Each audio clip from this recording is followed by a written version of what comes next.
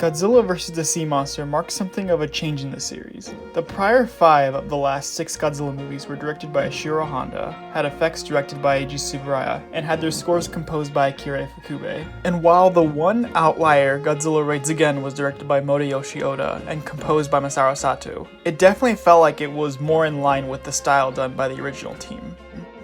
With Sea Monster, there was a change in the creative team behind the scenes. Jun Fukuda would be in the director's chair, Masaru Sato would return in the composer position, and while Tsuburaya was given the title of special effects director, Sadamasa Arakawa would end up handling most of the direction under Tsuburaya's supervision. The basic premise concerns a young man who is trying to find his shipwrecked brother. His journey sees him crossing paths with 2 other local young men and a bank robber, and they find themselves in the high seas after the main brother takes the opportunity to take an unmanned boat. Eventually, they are shipwrecked by a giant claw that rises from the sea, which lands them on an island occupied by the Red Bamboo, an evil organization that manufactures nuclear weapons on the island, and uses the giant monster Ebirah to safeguard them. They also employ the slave labor of captured infant islanders. One of them escapes and joins their band of castaways. While hiding out on the island, they find that Godzilla is in a cave sleeping, and eventually the castaways must awaken Godzilla to combat the Red Bamboo and Ebirah.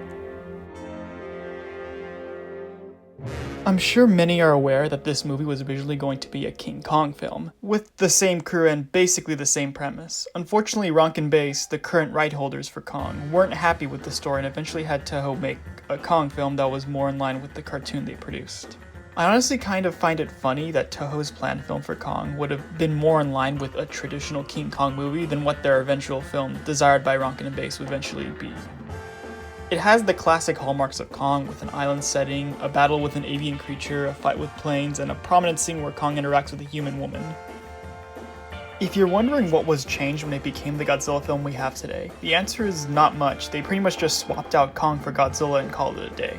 Despite its rather last-minute change, I honestly find Sea Monster one of the most interesting and really unique entries in the Showa series. Coming off of the film that literally took Godzilla out of this world, I guess the only real way to follow it up would be a more scaled-down story like this. It's not an uncommon story practice, as many franchises tend to do this, follow a really big-scaled, big-budgeted entry with a more smaller-scale entry. It's something that tends to prevent the stagnation that may come with constantly having to top the previous entry, so to speak. The story really benefits from Jun Fukuda's direction. It is well known that he had more of an affinity for action type of pictures, and it really fits for this movie. It's paced really well, and it never feels like it slows too much when it comes to the human story. Also, just as an aside, the whole detonator situation where as time goes on the switch sinks in more and more, and just as they're about to reach it, it goes down even further, that's a really cool and suspenseful little set piece. The movie gives us a pretty good cast of characters. We have Akira Takarada as a safecracker and thief, somewhat of a far cry from the characters he usually plays in the Godzilla films. He has more of an edge to him, and it's really fun to see him in this role, and he brings a lot to it. Kumi Mizuno as Daya doesn't have a whole lot of dialogue since it's a role more dependent on action and physical acting, but she does a great job here, and she plays a very interesting and likable character. I know a lot of fans consider Miss Namikawa to be her best and definitive Godzilla-related performance, but I really like seeing her in this role where she utilized more mannerisms and action rather than spoken dialogue, and really get to see her be a good actress in different ways than we're used to in the series. We also have Akihiko Harada and Jun Tazaki as memorable villains of the Red Bamboo, and the rest of the cast does a pretty good job as well. A major departure from prior films is that the Shobijin are not played by Emi and Yumi Ito, but Yoko and Yuko Okada of Pair Bambi. They do a nice job filling the shoes of the Ito twins, while at the same time having a presentation and musical style to their songs that differentiates them from their predecessors. Speaking of the music, Masaru Sato returns to the series to provide the score. He had previously worked on Godzilla Raids Again, though the composer claimed that it was on his post-Raids Again work for the series that he felt he really came into his own, as opposed to trying to mimic the style of his predecessor. The score has a very unique vibe, often sounding very jazzy at times, and has a style that contrasts greatly from Ifukube, which isn't a bad thing at all, as it ends up being a very fun and memorable score.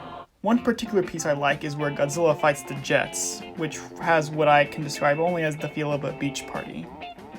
Apparently the US editing team found that this score was so out of place for this particular moment that it was deemed appropriate to cut it out entirely, which of course is a pretty bad decision, honestly. I mean, how can you not love Godzilla fighting jets to the tune of a beach party soundtrack?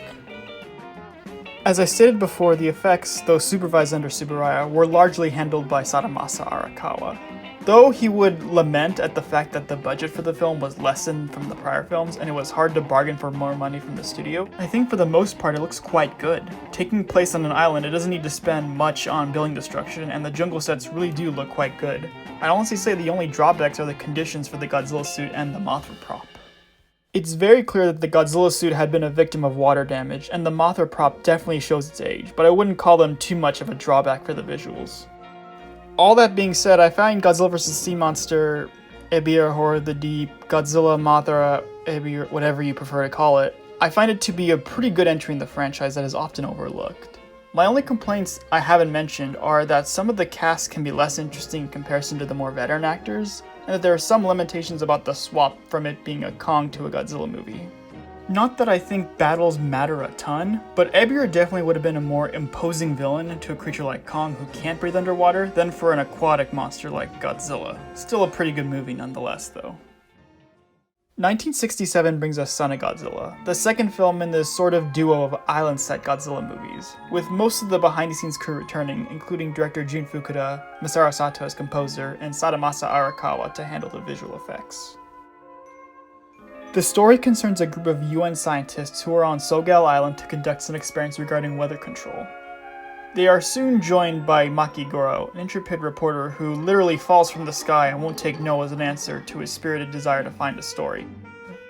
One of the experiments goes awry and causes the insect inhabitants of the island to grow massive, and they begin to beat a giant egg that turns out to be an infant Godzilla. The adult Godzilla comes to its rescue, and Maki Goro runs into a native woman who has been living on the island since childhood.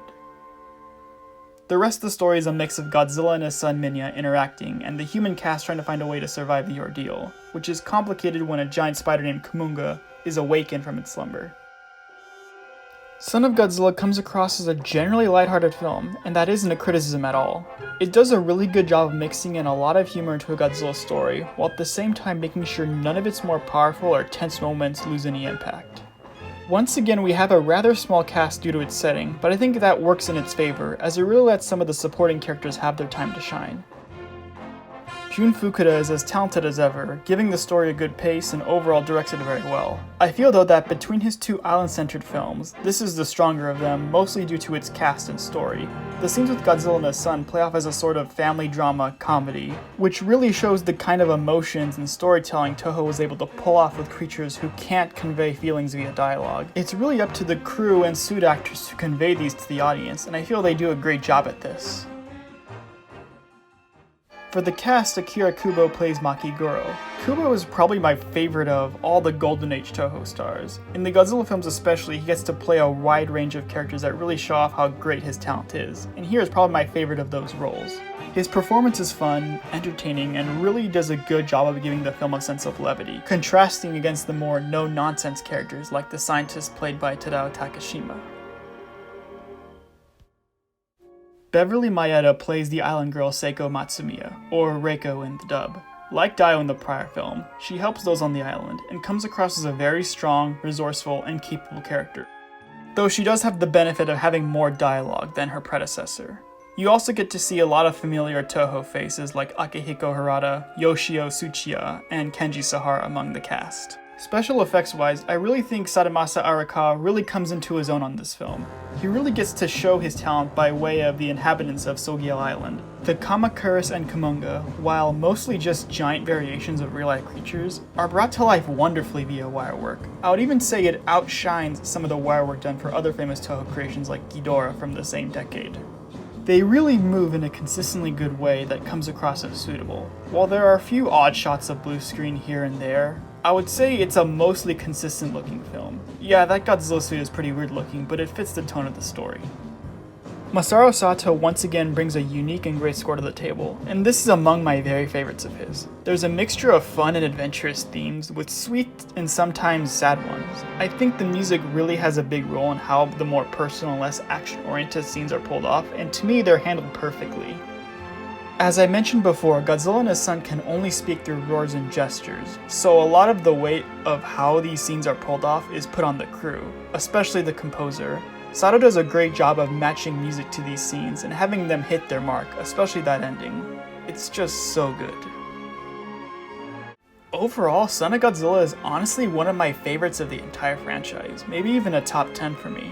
I just really love the combination of the setting, the great cast led by my favorite Toho actor, the fantastic and fitting score, solid direction on both the human and effects parts, and how well the lighthearted and comedic tone works for the film.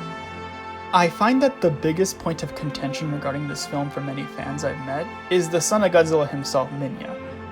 It seems to be the main thing that I've seen really divide fans on different fronts, because while I've noticed many Western fans do not care much for this character, he frequently seems to be popular among Japanese fans, even doing well in some fan surveyed polls for their favorite monster. Me personally, he works for the film, and the film does a good job of using him. As far as I could tell, both these films seem to have had some sort of an uneven history with the Western fan base. They premiered on television when they came out, and their popularity was generally very low.